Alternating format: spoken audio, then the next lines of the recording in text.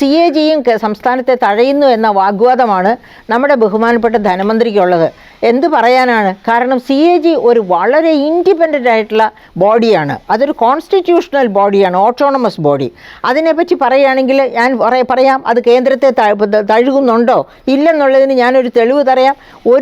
ഏകദേശം 2 മാസം 1.5 മാസം 2 മാസത്തിന് മുൻപാണ് ഹൈവേ അതോറിറ്റിയുടെ കൺസ്ട്രക്ഷൻ നടക്കുന്നിടത്ത് വലിയ അഴിമതി നടക്കുന്നു എന്ന് CAGയുടെ ഓഡിറ്റ് രേഖപ്പെടുത്തി. കേന്ദ്ര ഗവൺമെൻറ്റിന് CAG ഓഡിറ്റ് സമർപ്പിച്ചു. അതോടെ നരേന്ദ്രമോദി ഗവൺമെൻറ് നമുക്ക് ആരെയും വെള്ളപൂശേണ്ട കാര്യമില്ല. നരേന്ദ്രമോദി ഗവൺമെൻറ് പറഞ്ഞു, ഇനി എലക്ഷൻ കഴിയുന്നത് വരെ ആ ഭാഗത്ത് ഓഡിറ്റിംഗ് വേണ്ട. എത്ര നല്ല അഴിമതി രഹിത മുഖമാണല്ലേ നമ്മുടെ സെൻട്രൽ ഗവൺമെൻറ്റിന്. അതുപോലെ അപ്പോൾ ഞാൻ പറഞ്ഞു തരണേ, എനിക്ക് സെൻട്രൽ ഗവൺമെൻറ്റിൻ്റെ അഴിമതി നിറഞ്ഞ മുഖം കാണിക്കലല്ല ഇവിടെ പ്രധാന ഉദ്ദേശം. ഇവിടെ എനിക്ക് ആഗ്രഹമുള്ളത് CAG ഒരു ഇൻഡിപെൻഡൻറ്റ് ബോഡിയാണ് എന്ന് പറയുകയാണ്. അങ്ങനെയുള്ള ആ ഇൻഡിപെൻഡൻറ്റ് ബോഡി ഒരു സംസ്ഥാനത്തെയോ അല്ലെങ്കിൽ ഒരു കേന്ദ്രത്തെയോ സേവ പിടിക്കില്ല. അവർക്ക് വേണ്ടി ഒരുപക്ഷെ അങ്ങനെയുള്ള തരം താഴ്ന്ന നിലവാരം കുറഞ്ഞ വ്യക്തികൾ എല്ലായിടത്തും കണ്ടേക്കാം. പക്ഷേ ആ ബോഡി തന്നെ അങ്ങനെയാണ് എന്നുള്ളൊരു വിധിയെഴുത്ത് ഒരിക്കലും ശരിയല്ല.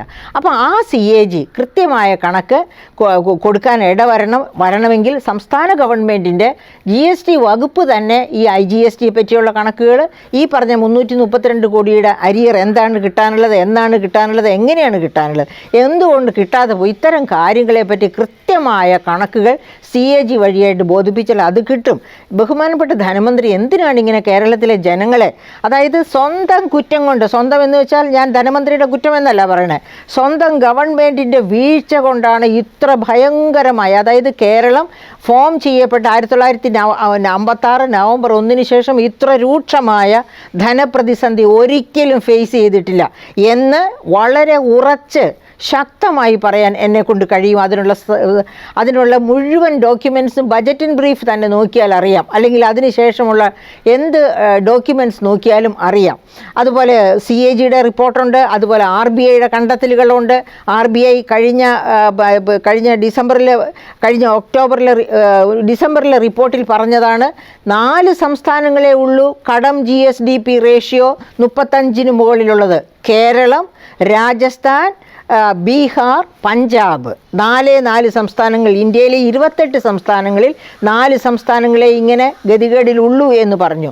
അതുപോലെ തന്നെയാണ് ബഹുമാനപ്പെട്ട ധനമന്ത്രി പറഞ്ഞു 15ാം ധനകാര്യ കമ്മീഷൻ തഴഞ്ഞതുകൊണ്ടാണ്, അത് കുറച്ച് തന്നതുകൊണ്ടാണ്. കഴിഞ്ഞ ദിവസം പത്രത്തിൽ കണ്ടു, പത്രക്കാരുടെ തെറ്റാണോ എന്ന് അറിഞ്ഞുകൂടാ, 3.5% നിന്ന് 1.9% കുറഞ്ഞു എന്നാണ് അദ്ദേഹത്തിൻ്റെ ഭാഷ്യമായിട്ട് പത്രങ്ങളിൽ കണ്ടത്. പക്ഷേ അത് ശരിയല്ല.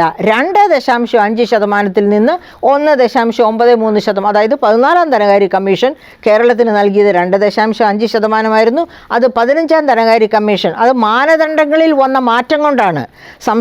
കേരള സംസ്ഥാനത്തെ നശിപ്പിക്കണമെന്ന് വിചാരിച്ചല്ല, മാനദണ്ഡങ്ങളിൽ മാറ്റം വരുത്തി മറ്റു പല കാരണങ്ങൾ കൊണ്ടും അങ്ങനെയാണ് 2.5 നിന്ന് 1.9% കുറഞ്ഞത്. ഓഫ് കോഴ്സ് അതുകൊണ്ട് തുകയിൽ നല്ല വ്യത്യാസം വരും, അതില്ലെന്ന് ഞാൻ പറയുന്നില്ല. പക്ഷേ അതൊക്കെ കേരളത്തോട് പ്രത്യേക വിരോധം കാണിക്കാനാണ് എന്ന് പറയുന്നതിലാണ് തെറ്റ്. ഉദാഹരണത്തിന് ഞാൻ നേരത്തെ തന്നെ ചൂണ്ടിക്കാണിച്ചിട്ടുണ്ട്, ആ വകയിൽ കേരളത്തിന് 0.57, അതായത് 2.5 നിന്ന് 1.9 താഴുന്നു എന്ന് വെച്ചാൽ 0.57 കുറഞ്ഞത്. അതേസമയത്ത് കർണാടകത്തിന് 1.06% കുറഞ്ഞു, നമ്മുടെ ഇരട്ടിയോളം. എന്നിട്ട് കർണാടകത്തിന് ധനപ്രതിസന്ധി ഇല്ല, തമിഴ്നാടിന് ധനപ്രതിസന്ധി ഇല്ല, എല്ലാ തെക്കേ ഇന്ത്യൻ സംസ്ഥാനങ്ങൾക്കും കുറഞ്ഞു. പക്ഷേ അവർക്കൊന്നും ധനപ്രതിസന്ധി ഇല്ല. കേരളത്തിലാണ് അതിരൂക്ഷമായ ധനപ്രതിസന്ധി. അത് കേരളത്തിൻ്റെ റവന്യൂ മൊബിലൈസേഷൻ, അതായത് റവന്യൂ സമാഹരണത്തിലും ചെലവിലും അതിദൂർത്ത്, അതായത് ഇപ്പോൾ തന്നെ ബഹുമാനപ്പെട്ട കോടതി ഇടപെട്ടിട്ടേ ഉള്ളൂ.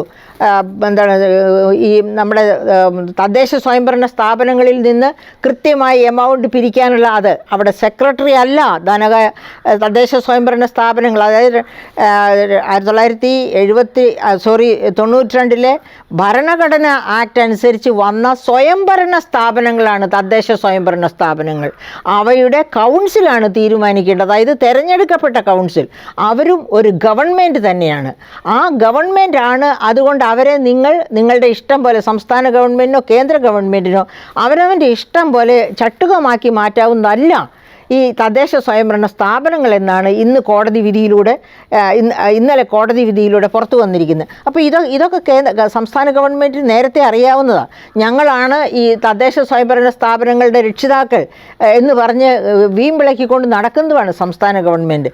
എന്നിട്ടാണ് തദ്ദേശ സ്വയംഭരണ സ്ഥാപനങ്ങളുടെ തനത് ഫണ്ട്, അതായത് ഫണ്ടിൽ നിന്ന് കളക്ഷൻ ഓരോ നവകേരള സദസ്സിനും വേണ്ടത്ര ഇത് കൊടുക്കണം എന്നൊക്കെ ഇങ്ങനെ അഴിമതി നിറഞ്ഞ ഒരു ഭരണം കേരളത്തിൽ ഇതിനു മുൻപൊരിക്കലും ഉണ്ടായിട്ടില്ല.